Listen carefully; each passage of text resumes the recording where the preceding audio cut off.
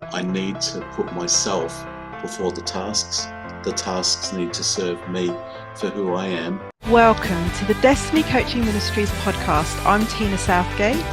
My desire for you is for you to discover more how to live your purpose fully with co-creative transformational coaching.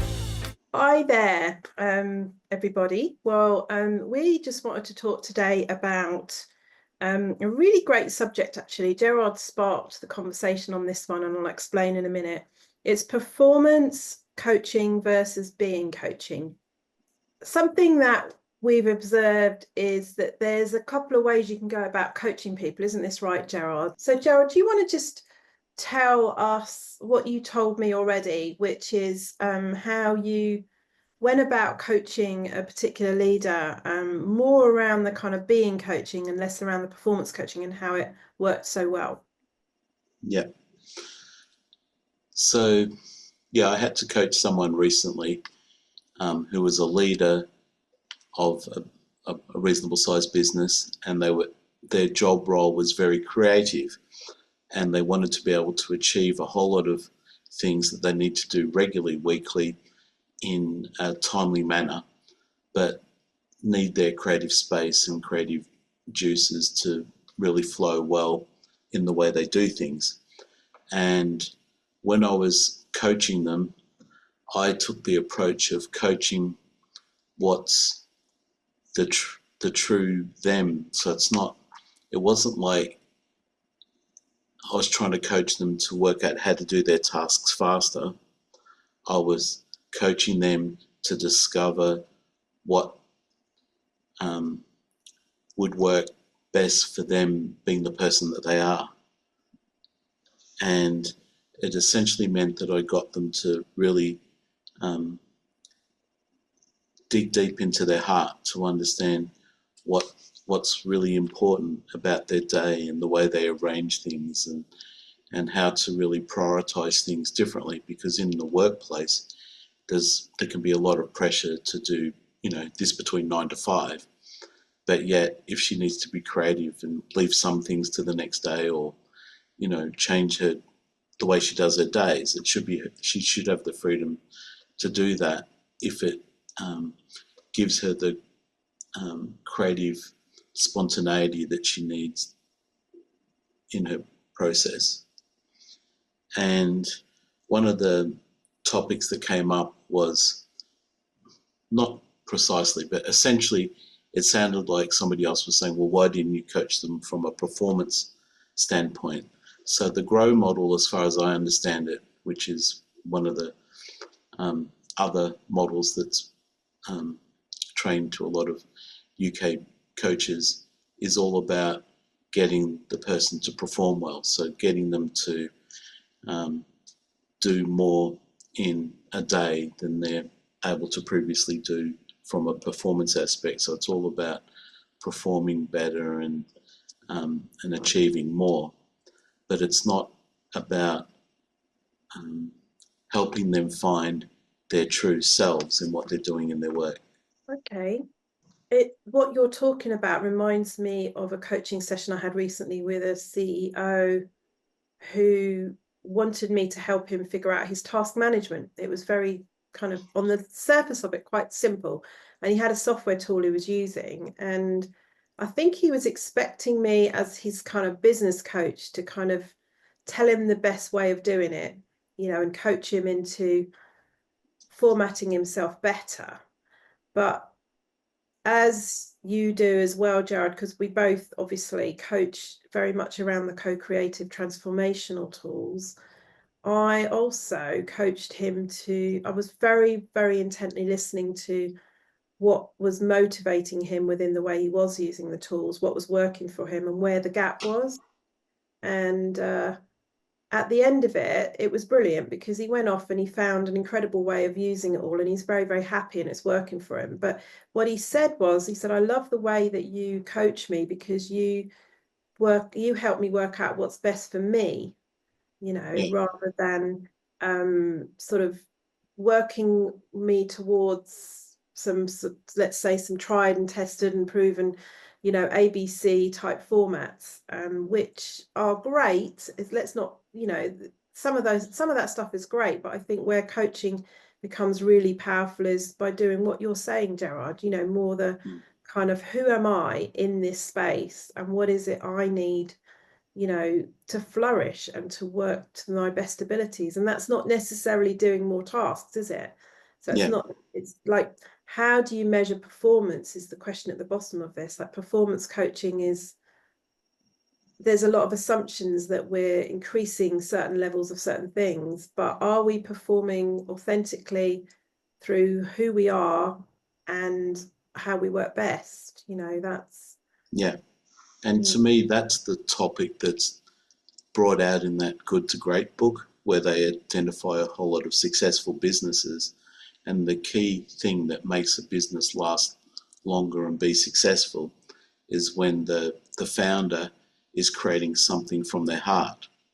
It's not some money person doing something for the sake of money. It's somebody who's really giving of themselves something to customers that's really personal and what they truly desire to give to people. And that's what I would say is the ideal to give someone, especially that's in a higher management position in a company, because it's more about who they are that's important, not so much about what they do. Yeah. And when you did this particular coaching session, how would you kind of explain how successful, what the outcome was? Well, unfortunately, I only had 15 minutes to execute the coaching session, so I didn't manage to cover all the things I would have loved to cover on it, but they really did come to understand the importance of really listening to their heart in the way that they are working in the day, rather than, so it's kind of like this aha moment, which was, I need to put myself before the tasks. The tasks need to serve me for who I am, not I serve the tasks like somebody's my taskmaster. Yeah. I love that. I think that's such a great outcome, because that's got to affect motivation as well, right? That's Usually. going to be, and motivation's another area which people really struggle with, don't they?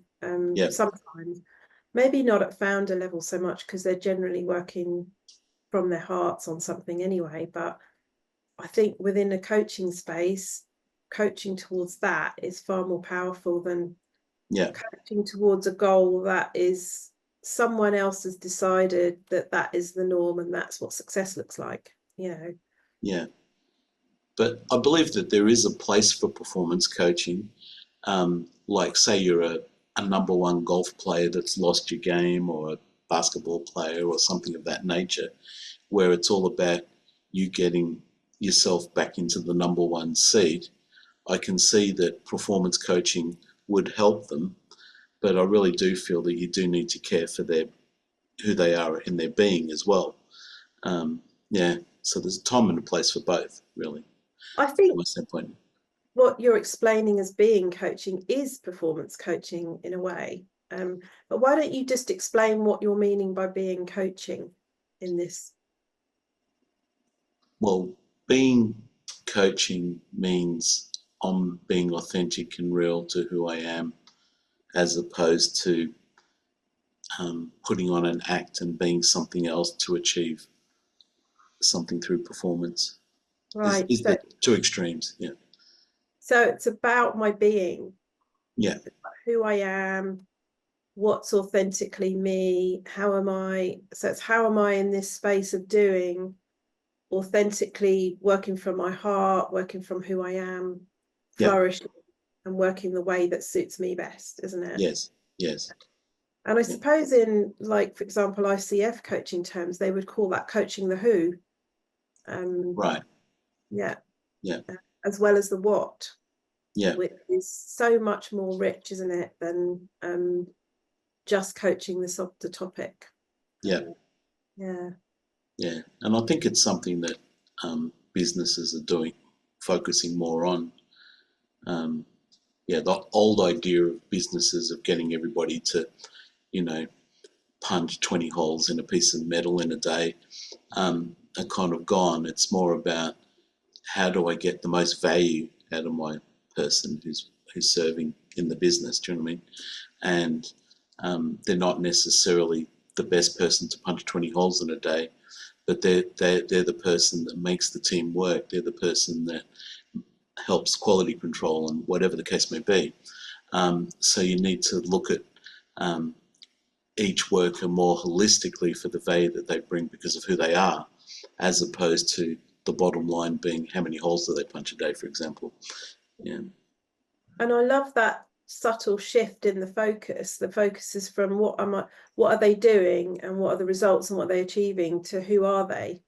And I think that actually brings motivation and engagement up so highly when Yeah. people are coached in that way that it automatically affects performance anyway. Yeah. Performance goes through the roof when people can see that they're being allowed to fully express themselves in whatever way that might be, you Yeah. know. Yeah. Sometimes I think it can be as simple, like we've talked about, like both of us coaching CEOs in terms of their time management, their tasks.